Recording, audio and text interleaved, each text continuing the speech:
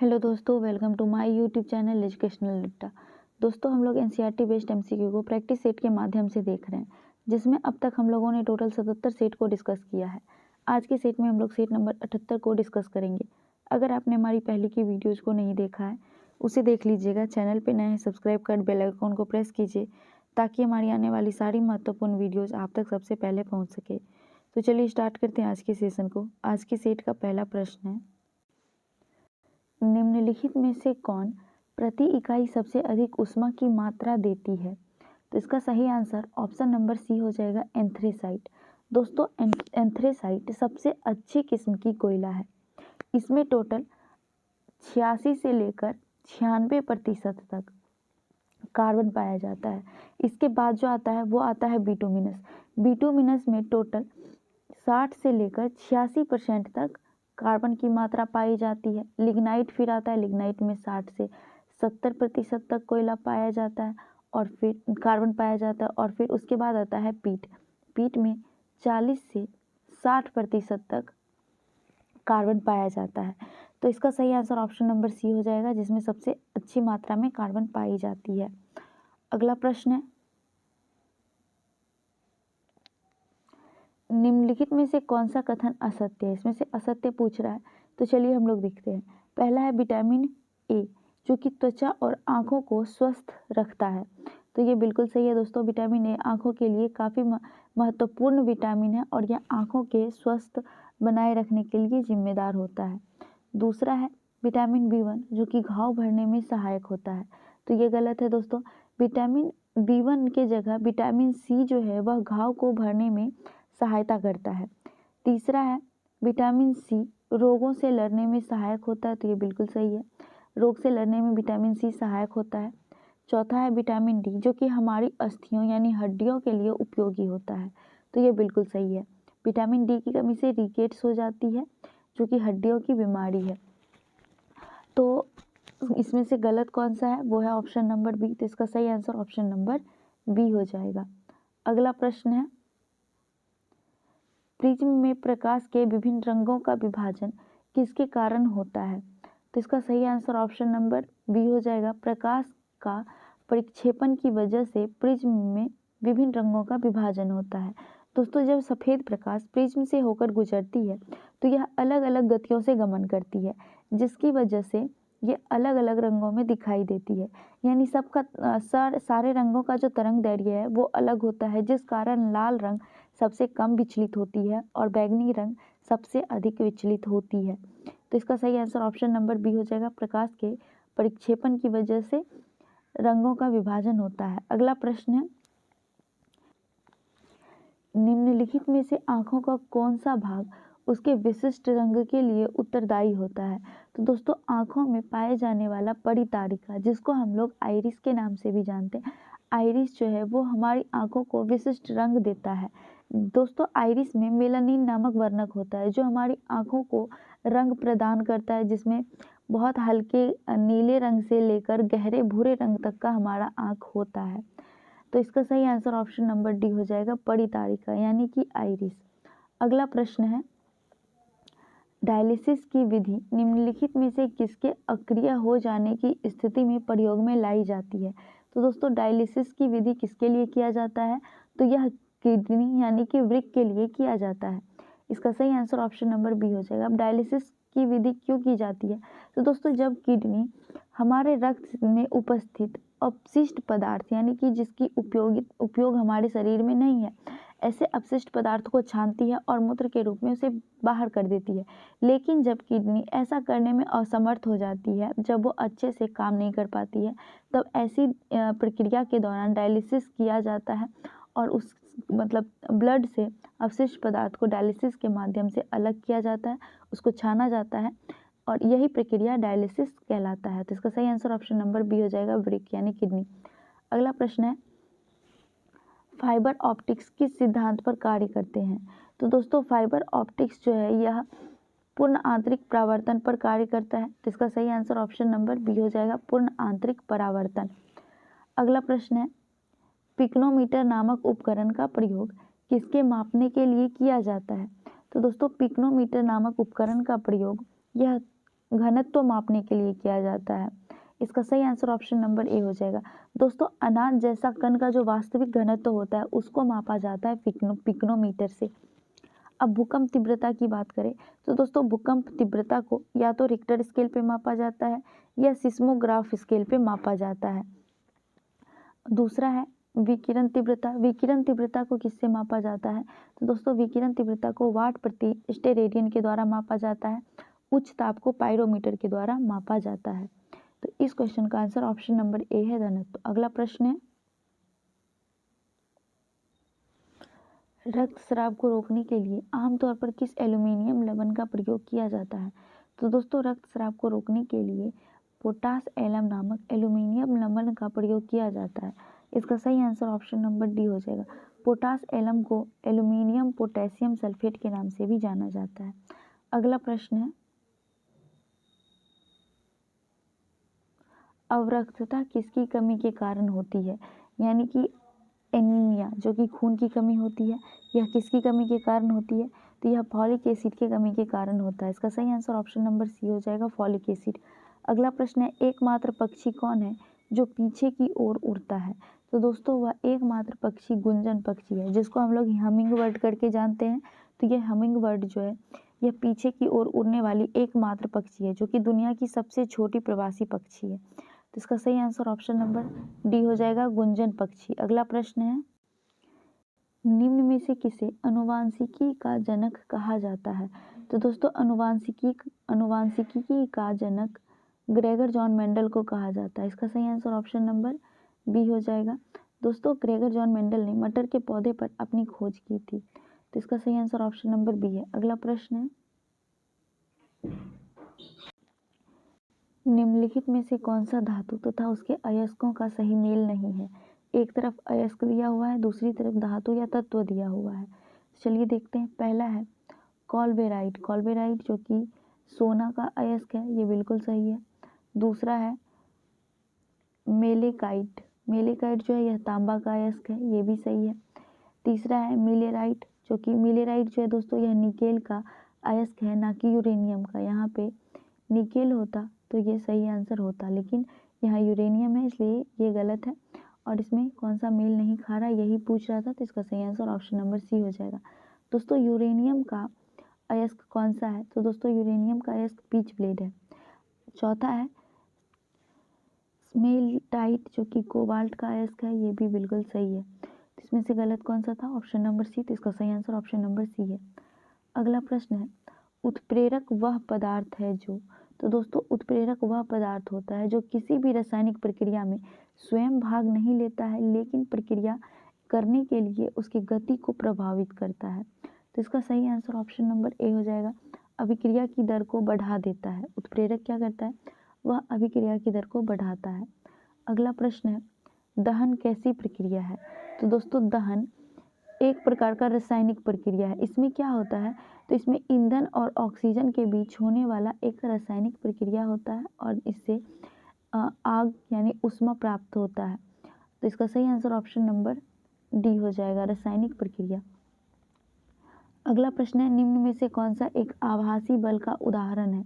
दोस्तों आभासी बल क्या होता है तो आभासी बल एक ऐसा बल है जो वास्तविक ना होकर भी एक बल के रूप में कार्य करता है।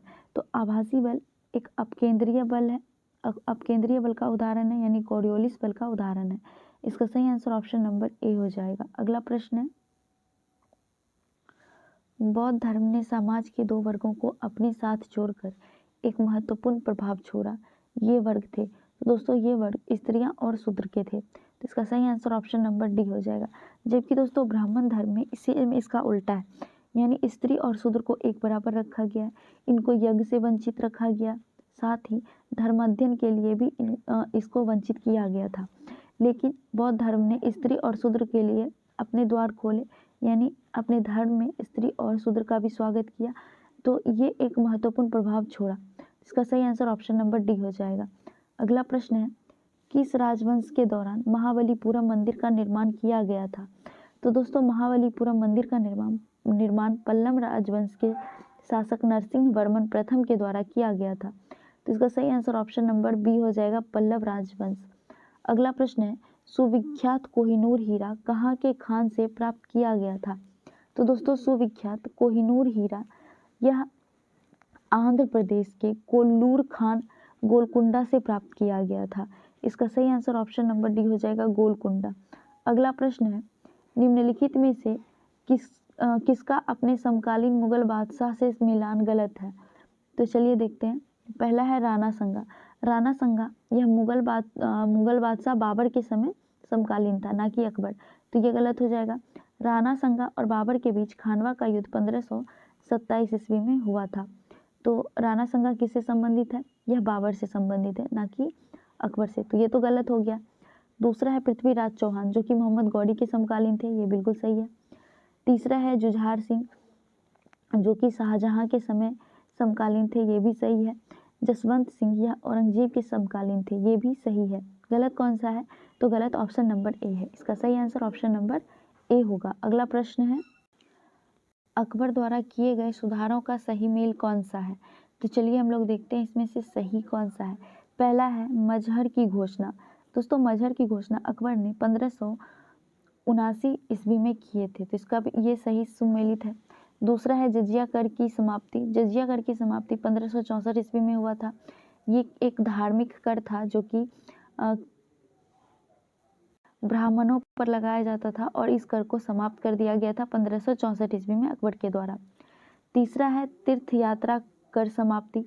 तीर्थ यात्रा कर समाप्ति यह 1563 ईस्वी में किया गया था, ना कि 62 में, तो ये तो गलत हो गया। चौथा है इबादत खाना की स्थापना। दोस्तों इबादत खाना की स्थापना 1575 ईस्वी में, कब? 1575 ईस्वी में फतेहपुर सिकरी में किया गया था। तो तीसरा और चौथा गलत है। इसमें सही कौन सा है? तो एक और दो, जो कि ऑप्शन नंबर ए में है, तो इसका सही आंसर ऑप्शन नंबर ए हो जाएगा। अगला प्रश्न है, वह प्रसिद्ध जैन विद्वान कौन था जिसका अकबर बहुत सम्मान करता था? तो दोस्तों वह प्रसिद्ध जैन विद्वान हरि विजय सूर था जिसको अकबर ने जगत गुरु की उपाधि दी थी। तो इसका सही आंसर ऑप्शन नंबर डी हो जाएगा, हरि विजय सूरी। अगला प्रश्न है, अंग्रेजों ने निम्नलिखित स्थानों पर जिस क्रम में अपना व्यापार केंद्र स्थापित किया उसका सही क्रम बताएं। तो दोस्तों अंग्रेजों ने 1611 ईस्वी में सूरत पर अपना व्यापार केंद्र स्थापित करने का अनुमति प्राप्त कर लिया था। तो सूरत में सबसे पहले इन्होंने कारखाना लगाया, फिर मद्रास में, फिर बम्बई और फिर कलकत्ता में। तो इसका सही आंसर ऑप्शन नंबर सी हो जाएगा, सूरत, मद्रास, बम्बई और कलकत्ता। अगला प्रश्न है, नादिर शाह के आक्रमण के समय दिल्ली का शासक निम्न में से कौन था? तो दोस्तों नादिर शाह के आक्रमण के समय दिल्ली का शासक मोहम्मद शाह थे। कौन थे? मोहम्मद शाह। इसका सही आंसर ऑप्शन नंबर ए हो जाएगा। नादिर शाह ने दिल्ली पर 1939 ईस्वी में आक्रमण किया था। दोस्तों मोहम्मद शाह को नादिर शाह ने करनाल युद्ध में हराया था। ठीक है। अगला प्रश्न है, उपन्यास नील दर्पण का अंग्रेजी अनुवाद किसने किया था? तो दोस्तों नील दर्पण का अंग्रेजी अनुवाद माइकल मधुसूदन दत्त के द्वारा किया गया था। इसका सही आंसर ऑप्शन नंबर बी हो जाएगा, मधुसूदन दत्त। दोस्तों नील दर्पण एक बंगाली नाटक है जिसके रचयिता दीनबंधु मित्र थे। अगला प्रश्न है, गांधी जी की सबसे महत्वपूर्ण शिक्षाएं निम्न में से कौन सी है? तो दोस्तों गांधी जी की सबसे महत्वपूर्ण शिक्षाएं सत्य, अहिंसा और ब्रह्मचर्य है। तो इसमें से पहला और दूसरा सही है। इसका सही आंसर ऑप्शन नंबर सी हो जाएगा, 1 और 2। अगला प्रश्न है, भारत सेवा समाज की स्थापना गोपाल कृष्ण गोखले के द्वारा किस वर्ष की गई? तो दोस्तों भारत सेवा समाज की स्थापना गोपाल कृष्ण गोखले ने 12 जून, कब? 12 जून 1905 ईस्वी को किए थे। तो इसका सही आंसर ऑप्शन नंबर बी हो जाएगा।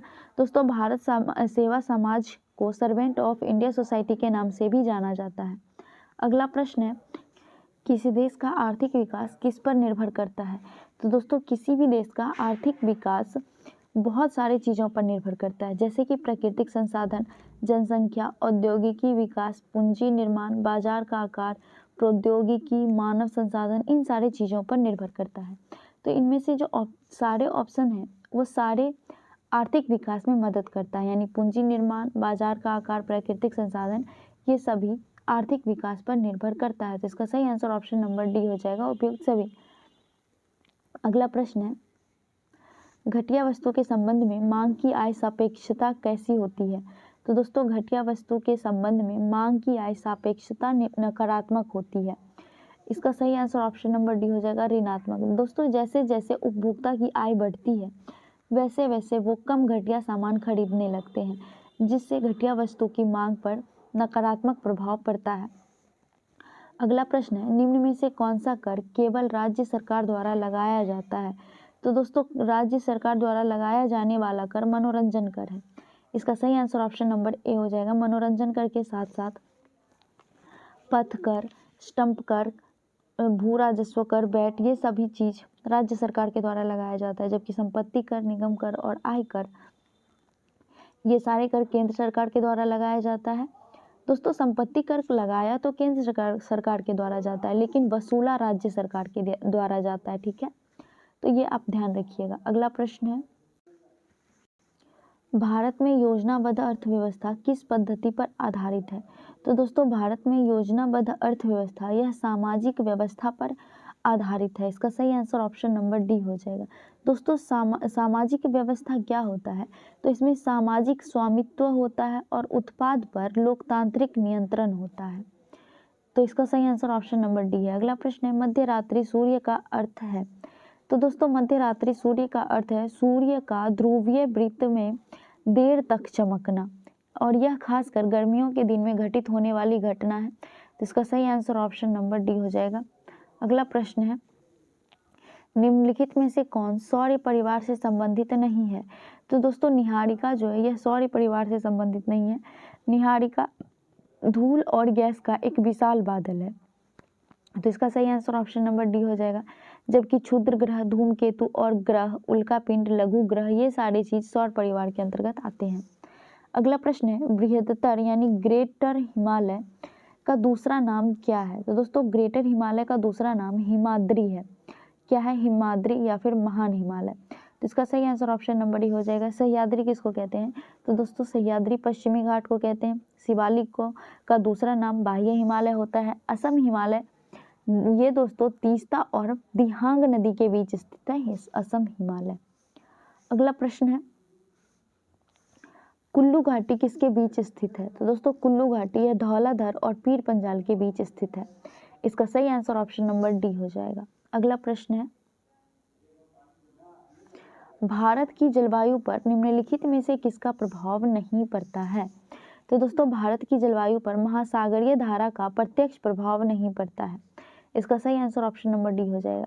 लेकिन अप्रत्यक्ष रूप से महासागरीय धारा पर का भी प्रभाव भारत की जलवायु पर पड़ता है। अगला प्रश्न है, भारत में निम्न में से किस नदी को खुला नाला कहा जाता है? तो दोस्तों भारत में खुला नाला यमुना नदी को कहा जाता है। क्यों कहा जाता है? तो यह दिल्ली, हरियाणा और यूपी में प्रवाहित होती है और यह औद्योगिक जो कारखानाएं हैं उसके पास से होकर गुजरने वाली नदी है। तो उस औद्योगिक कारखानाओं की वजह से यमुना नदी बहुत ही प्रदूषित हो चुकी है, जिसकी वजह से इसे खुला नाला कहा जाता है। इसका सही आंसर ऑप्शन नंबर सी हो जाएगा। अगला प्रश्न है, मानव गतिविधियों से परिवर्तित पर्यावरण कहलाता है? तो दोस्तों मानव की गतिविधियों से होने वाले पर्यावरण में परिवर्तन को एंथ्रोपोजेनिक पर्यावरण कहते हैं। क्या कहते हैं? एंथ्रोपोजेनिक पर्यावरण यानी कि मानव जनित पर्यावरण। तो इसका सही आंसर ऑप्शन नंबर बी हो जाएगा। दोस्तों इसमें क्या होता है, तो मानव के द्वारा वन की कटाई की जाती है, जलवायु में परिवर्तन होता है, वन की कटाई से संसाधनों की कमी होती है, अवैध शिकार किया जाता है, ग्लोबल वार्मिंग बढ़ता है। तो ये सारी चीज़ें जो होती है वह मानव जनित पर्यावरण के अंतर्गत आती है। तो इसका सही आंसर ऑप्शन नंबर बी हो जाएगा। अगला प्रश्न, संविधान के अंतर्गत भारतीय लोकतंत्र के आदर्शों को हम कहाँ देख सकते हैं? तो दोस्तों भारतीय लोकतंत्र के आदर्शों को हम लोग प्रस्तावना में देख सकते हैं। प्रस्तावना को संविधान का सार, उसका लक्ष्य, दर्शन और उपेक्षाएं बताती है, इसकी अपेक्षाएं बताती है। तो इसका सही आंसर ऑप्शन नंबर ए हो जाएगा, प्रस्तावना।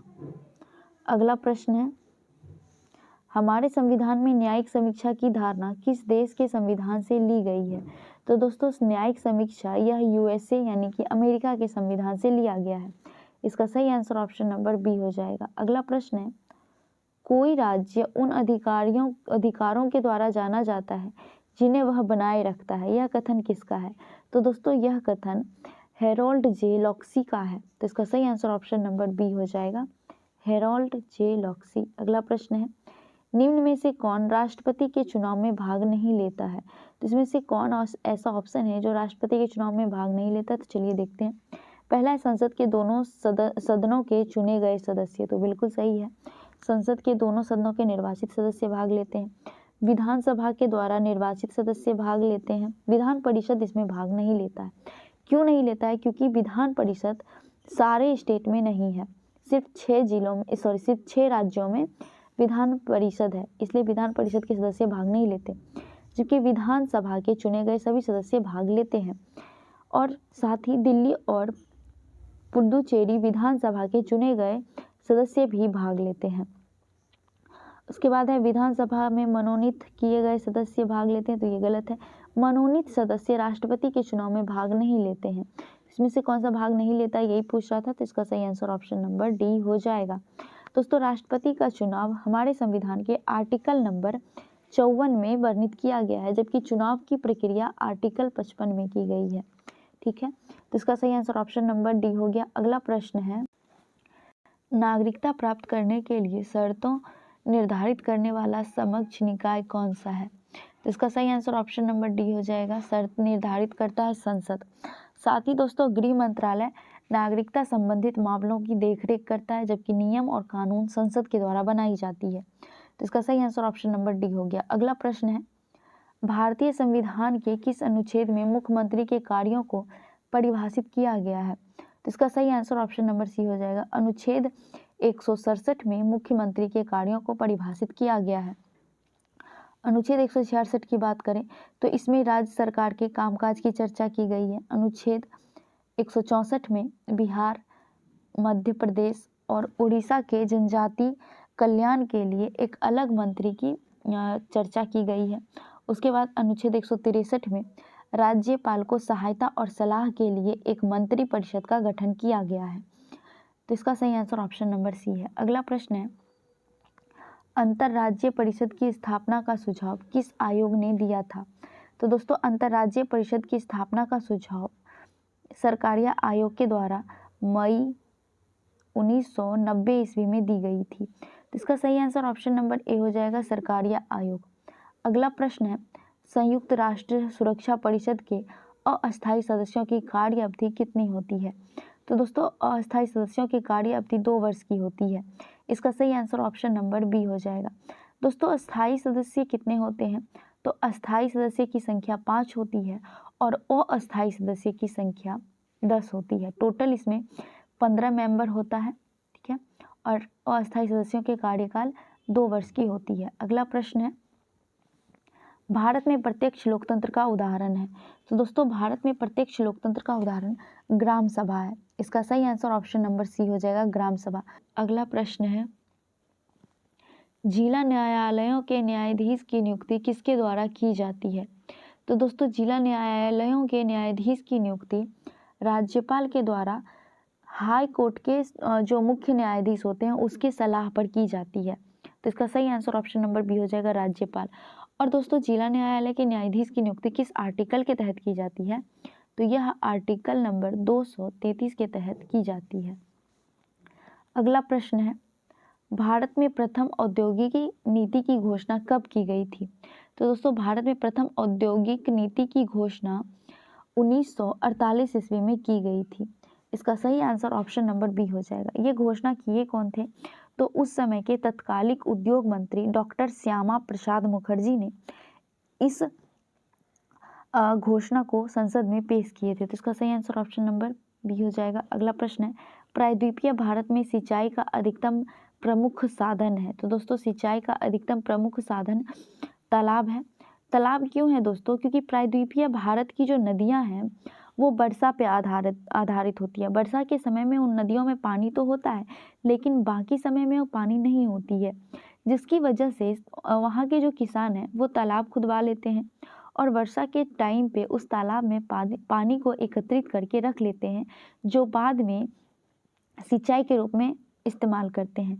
साथ ही टैंक सिंचाई से भी प्रायद्वीपीय भारत के लोग सिंचाई करते हैं। तो इसका सही आंसर ऑप्शन नंबर डी हो गया। अगला प्रश्न है और आज के सेशन का लास्ट प्रश्न है, वीडियो कैसी लगी जरूर बताइएगा। प्रश्न है, अंतर्राष्ट्रीय मातृभाषा दिवस कब मनाया जाता है? तो दोस्तों अंतर्राष्ट्रीय मातृभाषा दिवस यह हर साल 21 फरवरी को मनाया जाता है। इसका सही आंसर ऑप्शन नंबर बी हो जाएगा। क्यों मनाया जाता है? तो मातृभाषाओं के संरक्षण और उसको बढ़ावा देने के लिए 21 फरवरी को अंतर्राष्ट्रीय मातृभाषा दिवस के रूप में मनाया जाता है। तो हमारा आज का सेशन यहीं तक था। वीडियो कैसी लगी जरूर बताइएगा। मिलते हैं नेक्स्ट सेट में। जय हिंद।